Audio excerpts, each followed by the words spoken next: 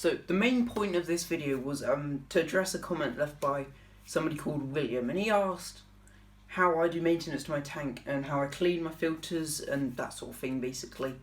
But we're going to talk about that, we're going to talk about the eggs, and then also going to do a bit of feeding at the end because they're very cool. And then we'll also do it for the upstairs tank as well because why not? So let's get straight into it.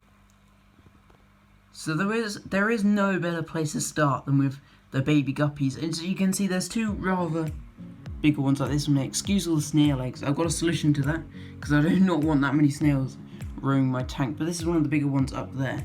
Sorry for the quality. And then there are two slightly small ones, and then there's the other big one there. And the other one that you've just seen at the start was a bit more yellow than these two here, which should be quite interesting to see how they grow.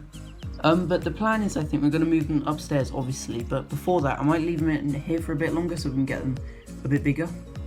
And I'm tempted to put them in this breeder box up here because it's a bit bigger, gives me a bit more space. And excuse the mess up here, I need to tidy that up. That's part of my weekly maintenance. There's just a lot of stuff up there that needs to get put in the bin and tidied up.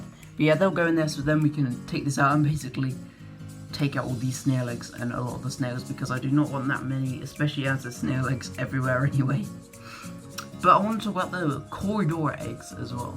So the core eggs, we had about 40 eggs, I believe, maybe 50 or so on Friday. They spawned on Friday, which was really interesting. I was like watching them when I was having my breakfast, and then I didn't see much happening, and then I came back like 2 hours later, and then bam, there was like a spawn on the back of the glass just here.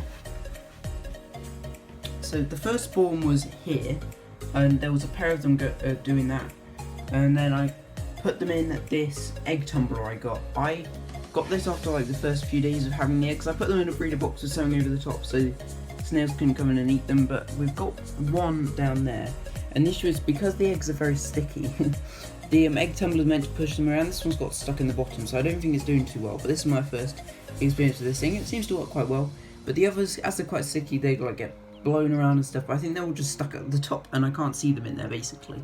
Sorry about the air tube. But yeah, there was one spawn there. That was cool. I collected them up, and then I came back later and there was another one exactly there. So basically another female spawn there, and then I was just looking around the tank when I was feeding them, and there was another spawn which I didn't get to because I mean it would be hard. There was another spawn on the filter behind those plants, which you can kind of see where it was just there in the reflection. So there was another spawn there which I couldn't get to. It was just too much hassle, and then obviously the Corys were eating those, so there was no chance for those little fellas. But this thing is pretty sick. It works really well. I just set up my little air pump thing to get it going, and this massive pipe here, it was good though because it came in next to a tube and whatever. But this is not going to stay out the front for much longer because at the back I can kind of put it through a hole where all the other wires come in there, which would be much cleaner basically. The little Molly loves the bubbles. But yeah, that's really that, and hopefully once they grow, I've got a breeder box they can go in for a week or two, or maybe 3, depending how big they get, and then they'll just go upstairs for a while, and then they can join the other guys back here. But they're not out now because everybody's very skittish at the moment. I've obviously done something. The tetra don't normally come out like much further when I'm at the front here, but when I show you later feeding, I'll go and sit back and I'll put the camera up here, and then it should be all fine and dandy. But anyway, cleaning for this thing. Cleaning the tank out, what I do is I unplug the filter so there's no flow, but I keep the heater on, the lights on, whatever, and then the air pump also. And what I'll do is I'll drop the water level to about here, so I take out a fairly good amount to keep the water clean and whatever. And every other week, I mean, it really depends. Every other week I use a gravel vac, and I would recommend probably using it every week, but as the I've got a very thin layer of gravel, and then the Cory's always going through, churning it up. All the poo and detritus and stuff is picked up and then sucked into the filter. So I only do that once every other week, which is very beneficial for my tank and yours as well. And same with the upstairs one, I do that once every other week because there isn't many fish in there, and it's just, I don't seem to do it more than that. But yeah, what I do is empty it down, and then I get a jug of water and then just squeeze out the sponges and that sort of thing, put them back in. I have replaced them once or twice because they're getting old and dirty and stuff, which I would recommend you also do. So yeah, let's do that.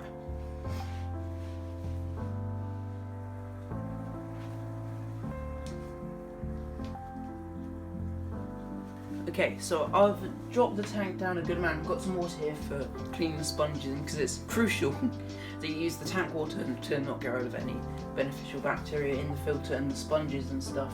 They're all still as skittish as normal, but I think the plan is once we've done this, topped it all up, I'm going to move those fellas into the bigger breeder box so there's a bit more space. We can get rid of those snail eggs and all the snails in there because I don't really want those in my tank really. But let's clean the sponges. This water's going to go really disgusting. Tip it in the garden.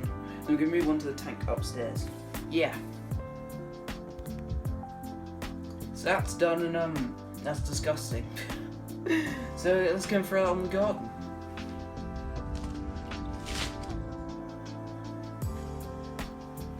Right, so now I've got to fill this up and do the same thing upstairs, so let's go do that.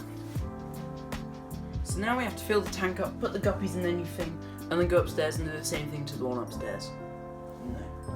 So now we have to fill this up, put the guppies in their new breeder box, and go upstairs to do the next tank. Okay, so I've taken out the water I need. I took out a jug, put it down the sink, and then we've got the jug here for doing the sponge. The main difference between this tank is I do scrub this one for algae. This is why I have the sponge here. The one downstairs I don't do because it's not in direct sunlight and the light is not directly on the front glass, and the pleco kind of just cleans it up. But this one I do every other week because it's not loads of algae growth. Do the gravel back, and yeah, I want to explain what I meant in the last video about the issue with the filter about algae growing inside of it. So yeah, and I'm just gonna show you that now.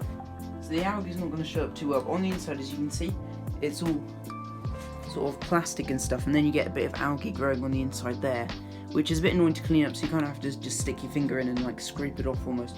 But this bit's a bit, this is quite easy to take out. You kind of just unscrew it, and then there's a cap thing here you take out, I believe, if I remember.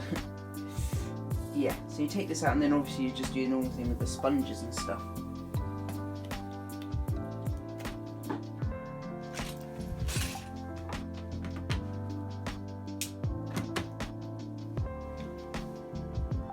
And with that, that's all done. That was all very simple for this one compared to the one downstairs. It's a lot quicker.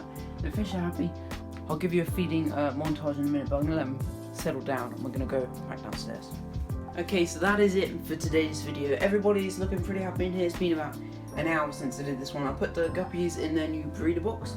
It's a lot better for them because it's basically more space where they can grow a bit bigger before I put them upstairs. But thank you for watching, and please do like, comment and subscribe. I want to see what you think I should do videos on, because this was a viewer's sort of idea what I should do, and it's helping other people out and it's quite fun to make as well.